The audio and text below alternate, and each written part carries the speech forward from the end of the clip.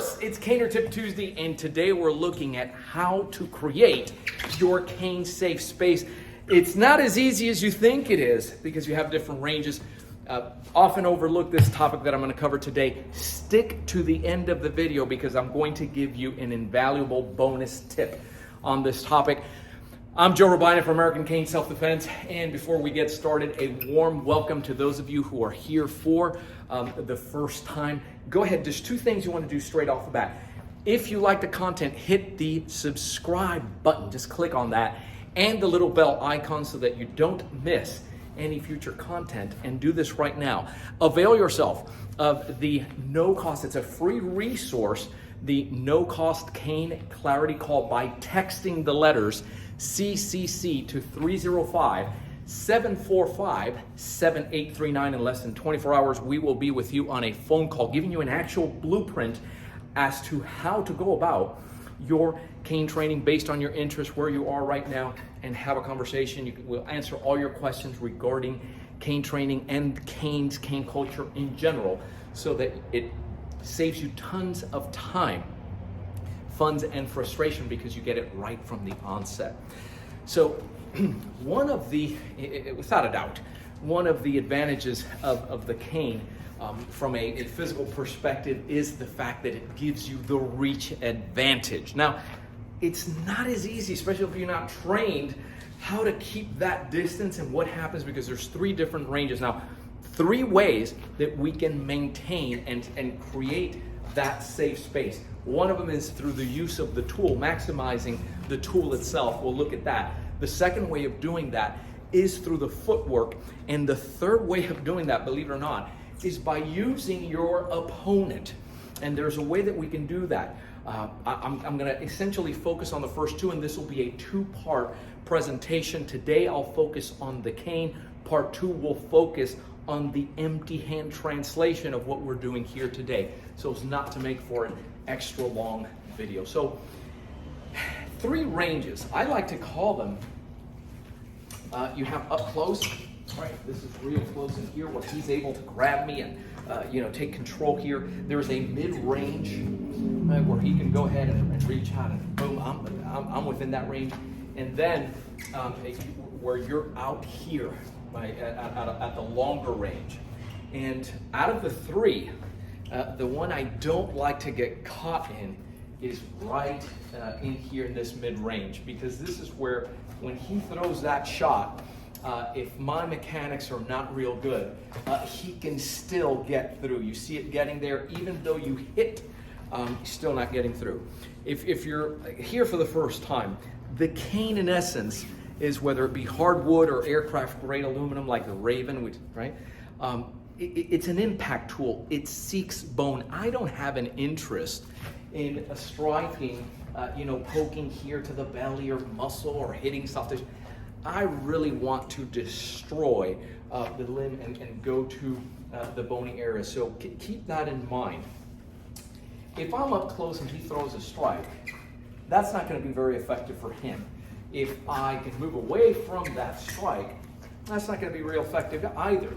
We still haven't done anything to control this attack. If I'm in the mid-range, this is where, and that's, I'm going to focus on that. And the first way to do that is to use that cane to knock it down. Now, what I'm doing here, for those of you that are ACSD students, that 12 strike and defense zone template, that's what you're looking at here. And it's not like sometimes I see the caners doing this kind of thing without aligning your center with that tool and backing it up because there is, he's coming with force to do that. And I want to do it in such a way that I can follow that up. If he were to, this should be enough of a strike that it opens up and leads, allows me to follow. See how when you get hit here, it opens that up. Now, I'm not moving a whole heck of a lot here. And there's two ways. Again, if something is brewing, my cane should not be down here. I don't trust myself to be fast enough. I'm going to keep that cane up here. This is where we're having the conversation, right? I'll stick to the end because I have a bonus here for you. When he throws, if he throws that strike and it's not as wide and it's coming right in here, I'm in range again. And again, it should be something. Look at the cover hand there. I'm not moving a whole heck of a lot, and there's the strike if I need it. notice that not once have I gone to the head, right? I'm not the guy that's gonna tell you, crush him, kill him, hit him in the head. If that's what you're looking for, I'm not your guy, right? Because I've explained many times before, you live in a society that's governed by laws. I'm interested in destroying the attack though, right? So it doesn't escalate. Another way of doing that now would be to move to the inside. So rather than staying out here and he throws the shot, and again, I need this properly aligned. If it's not properly aligned and I come over here, he still can get, boy, I don't want to get clocked in the back of the head or in the back of the ear, right? This is where your center of equilibrium is. I don't want that. And so, again, knocking it down. But the second way to do it, that's using the advantage of the cane. It's an impact tool. And the reach that it has, right? I'm not necessarily going to have the same effect doing that empty hand. It requires some variations. That's why we have a part 2.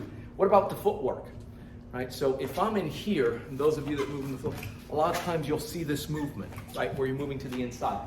Well, if he comes that much, oh, that's one way to do it, right, is to come in here, do it from this side. He's coming here, I say, hey man, listen, and I'm able to come in, knock it down, and then move it to follow through. And not even that, I may just be able to tilt a little bit that camera. Just watch, tilt it just a tad more. Yep. And so listen, man, I don't want any, to allow me to go to that weak side, to that hot side. Let's do it from this angle. To do it now where I'm in here, I never got struck here. My cane would be up, right? So I'm doing this, moving to the inside. And now taking out that shin, look where he ends up. If I need to, if I can just get away from that, that would be great. But if I needed to, I can also have that rotation pivot, right? And this is all done with this footwork that comes from here.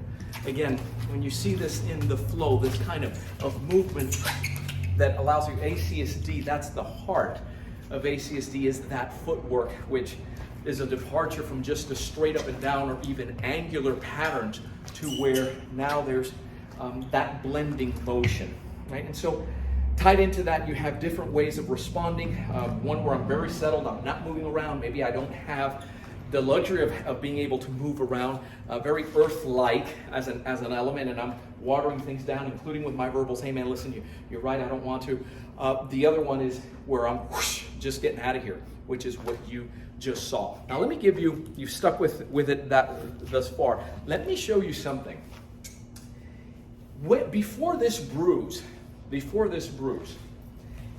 I'm having a conversation here, look at where I'm holding the tip of the cane, right, and how I'm holding the tool.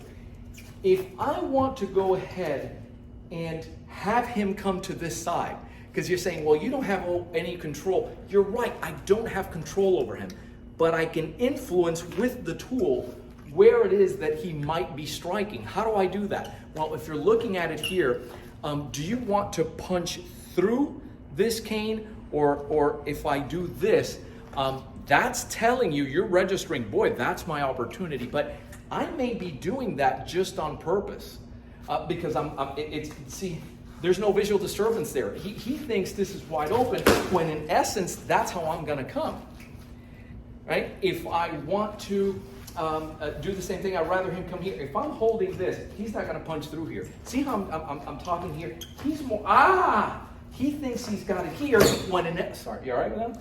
Right, because I always say, because you gotta make sure that he's padded on there, even with a drone, right? So these knockdown shots. So depending on how I'm handling that cane, if I hold it over here, people don't wanna punch through this. When I lower that cane a little bit, that lets you know, and it's almost like, you know, you think, oh, that's an opening there, but it was all by design because I'm gonna come right back. I can do that for either side. So something for you to think about when you're doing it in your training. Do it with your opponent and see if they're just more inclined to do that and go through here, or by doing this, if they're dominant right side, are they going to readjust? So just something for you to think about there.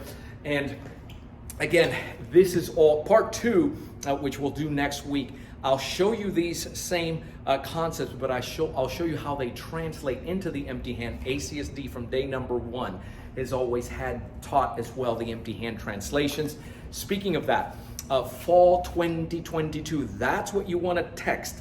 the word fall, FALL 2022 to 305-745-7839. If you have an interest in coming down to Miami, September 20th through the 23rd for that fall cane immersion. There are, as of this film, my understanding is there's 3 slots remaining, and this is going to be the one. You want to put an asterisk by this one if you have an interest in the empty hand component, the translations from the cane that is built into the ACSD system. We love talking to you at 800-289-8188. I'm Joe Robaina for American Cane Self-Defense. Keep caning. Stay safe.